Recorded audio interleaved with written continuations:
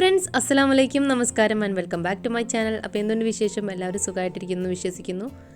ഏതായാലും നോമ്പും പെരുന്നാളെല്ലാം കഴിഞ്ഞ് എല്ലാവരും അടിച്ച് പൊളിക്കലെല്ലാം കഴിഞ്ഞ് ഞാനിതാ വീണ്ടും കേക്കിലേക്ക് തന്നെ വന്നിരിക്കുകയാണ്.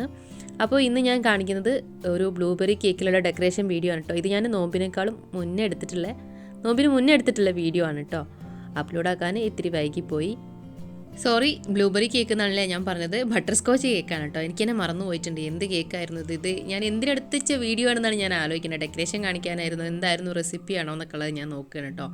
ഇതൊരു ബട്ടർ സ്കോച്ച് കേക്കായിരുന്നു. അപ്പോൾ ബട്ടർ സ്കോച്ചിൻ്റെ 1 kg റെസിപ്പിയൊക്കെ നമ്മൾ അപ്ലോഡ് ചെയ്തിട്ടുണ്ട്. അതുപോലെ കൃത്യമായിട്ട് ബട്ടർ സ്കോച്ച് കേക്കിൽ നമ്മൾ ആ സോസ് ഉണ്ടാക്കുന്ന വീഡിയോ ഒക്കെ അപ്ലോഡ് ചെയ്തിട്ടുണ്ട് കേട്ടോ. അതിൻ്റെയൊക്കെ ലിങ്ക് ഞാൻ ഡിസ്ക്രിപ്ഷനിൽ കൊടുക്കാം. അപ്പോൾ കാണാത്തവരുണ്ടെങ്കിൽ കണ്ടു നോക്കിയാൽ മതി. അപ്പോൾ നമ്മൾ ഹേർട്ട് ഷേപ്പിലാണ് ഇത് ചെയ്തെടുത്തിട്ടുള്ളത്. ഇനി നമ്മൾ കേക്ക് ബോർഡിലേക്ക് കുറച്ച് ക്രീം ആക്കി കൊടുക്കുന്നു. ഫസ്റ്റ് ലെയർ കേക്ക് വെക്കുന്നു. നന്നായിട്ട് ഷുഗർ സിറപ്പ് വെച്ചിട്ട് വെറ്റ് ചെയ്ത് കൊടുക്കാം. എന്നിട്ട് നമുക്ക് ക്രീം അപ്ലൈ ചെയ്ത് കൊടുക്കാം. നോർമൽ എല്ലാ കേക്കിലും കാണിക്കുന്ന പോലെ തന്നെ ഈ ഒരു ഡെക്കറേഷൻ, ഇതിൽ ചെയ്തിട്ടുള്ള ഡെക്കറേഷൻ ഞാൻ മുന്നേ അപ്ലോഡ് ചെയ്തിട്ടുള്ളതാണ് കേട്ടോ. വീഡിയോയിൽ അപ്ലോഡ് ചെയ്തിട്ടുള്ളത് തന്നെയാണ്. നമ്മൾ സൺഫ്ലവർ നോസിൽ വെച്ചിട്ട് ചെയ്യുന്ന ഒരു ഡെക്കറേഷനാണ് ഇതിൽ കാണിക്കുന്നത്.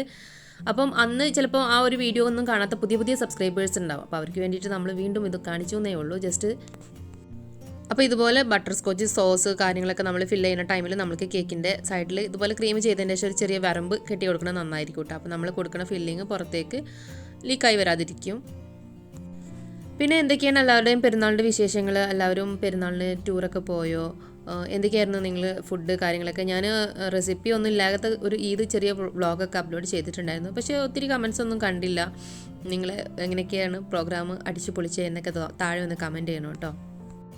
ഈ ഒരു കേക്ക് എൻ്റെ ഫ്രണ്ടിൻ്റെ മോളെ ബർത്ത്ഡേക്കുള്ളതായിരുന്നു കേട്ടോ. അപ്പം ആളെന്നെ പറഞ്ഞതാണ് ഹേർട്ട് ഷേപ്പ് കേക്ക് വേണം എന്നുള്ളത്. പിന്നെ ഫ്ലേവർ അവർ പറഞ്ഞിട്ടുണ്ടായിരുന്നില്ല. അപ്പോൾ ഞാൻ ടേസ്റ്റി ആയിട്ടുള്ള കേക്ക് മതി എന്ന് പറഞ്ഞിട്ടുണ്ടായിരുന്നു. അപ്പോൾ അവർ ബ്ലൂബെറിയൊക്കെ എൻ്റെ കയ്യിൽ നിന്ന് കഴിച്ചിട്ടുള്ളതാണ്. അതുപോലെ തന്നെ വേറെ ഒരുപാട് കേക്ക് കഴിച്ചിട്ടുണ്ട്. മാംഗോ ഒക്കെ കൊണ്ടുപോയിട്ടുണ്ട്. അപ്പോൾ ഞാൻ എൻ്റെ ഇഷ്ടത്തിനൊന്ന് ബട്ടർ സ്കോച്ച് ആക്കിയേ ഉള്ളൂ.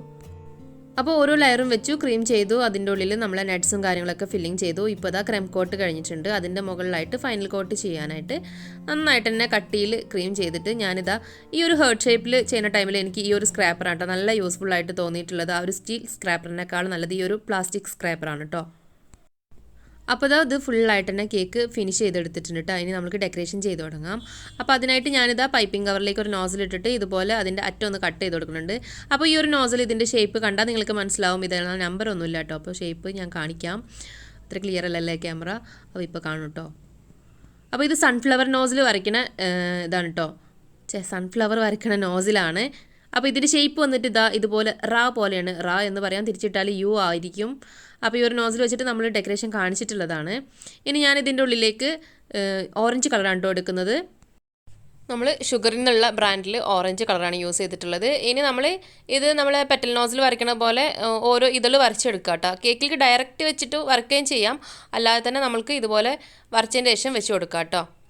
അപ്പോൾ ഇത് ഞാൻ പെട്ടെന്ന് ആദ്യം വീഡിയോ എടുക്കാതിരുന്നത് നല്ല ചൂടുള്ള ഒരു സമയത്തായിരുന്നു ഈ ഒരു കേക്കിൻ്റെ ഓർഡർ എന്ന് പറയുന്നത്. അപ്പോൾ ക്രീം പെട്ടെന്ന് മെൽറ്റായി പോകുന്നുണ്ട്. അപ്പോൾ ഞാൻ നിങ്ങൾക്ക് ഇതിൽ കാണിക്കുന്ന ടൈം കൊണ്ട് ആദ്യം കേക്കിലേക്ക് വെച്ചതിന് ശേഷം ഡെക്കറേഷൻ കാണിച്ചു തരാമെന്ന് കരുതി കേട്ടോ. അപ്പോൾ ഓരോ ഇതും നമ്മൾ അതിൽ വരച്ചതിന് ശേഷം വെച്ച് കൊടുക്കുകയാണ് ചെയ്യുന്നത്. അപ്പം മുന്നത്തെ ഞാൻ വയലറ്റ് കളറൊക്കെ ആയിട്ടാണ് ചെയ്തിട്ടുണ്ടായിരുന്നത്. അപ്പം അന്ന് ഒരുപാട് കേക്കിൽ ഞാൻ ഈ ഒരു ഡിസൈൻ തന്നെ കൊടുത്തിട്ടുണ്ട് കേട്ടോ. കാരണം ഒരുപാട് ഓർഡേഴ്സ് വന്നിട്ടുണ്ടായിരുന്നു സെയിം ഈ ഒരു ഫ്ലവർ വെച്ചിട്ടുള്ള ഡെക്കറേഷൻ മതി എന്ന് പറഞ്ഞിട്ട്. അപ്പോൾ ഈ ഒരു ഡെക്കറേഷൻ ചെയ്യുന്നത് ഇങ്ങനെയാണ്. ആദ്യം നമ്മൾ ആ ഒരു ഫ്ലവർ നൈലിലേക്ക് ഇതുപോലെ ക്രീം ഒന്ന് ജസ്റ്റ് ആക്കി കൊടുക്കുക. എന്നിട്ട് ഓരോ പെറ്റലും ഇതുപോലെ വരച്ചെടുക്കണം കേട്ടോ. താഴ്ന്ന് മുകളിലോട്ട് ഒന്ന് വലിച്ചു കൊടുത്താൽ മതി. അപ്പോൾ നമുക്ക് ഓരോ ഇതിലും കിട്ടും. അപ്പോൾ ഇതിങ്ങനെ ഫ്ലവറായിട്ട് വരും കേട്ടോ. എന്നിട്ടൊരു സ്പൂൺ എന്തെങ്കിലും വെച്ചിട്ട് ഇത് നമ്മൾക്ക് കേക്കിലേക്ക് ലിഫ്റ്റ് ചെയ്ത് കൊടുത്താൽ മതി. ഇത് നമുക്ക് കേക്കിൽ വെച്ചുകൊണ്ട് ഇതുപോലെ തിരിച്ചെടുക്കാനായിട്ട് പറ്റും. എനിക്ക് കൂടുതൽ ഈസി ആയിട്ട് ഇതാണ് തോന്നിയത്. പക്ഷേ നല്ല ചൂടുള്ള ടൈമിലാണെങ്കിൽ നമ്മളെ ഒരു ഫ്ലവർ വരച്ച് കഴിയുമ്പോഴേക്കും നമ്മളെ ക്രീം പെട്ടെന്ന് ലൂസായിട്ട് വരാനുള്ള ചാൻസ് വളരെ കൂടുതലാണ് കേട്ടോ. അപ്പോൾ നമ്മളെ കയ്യിൻ്റെ ചൂട് തട്ടിയിട്ട് തന്നെ വേഗം അത് ലൂസായി പോകുന്നുണ്ട്.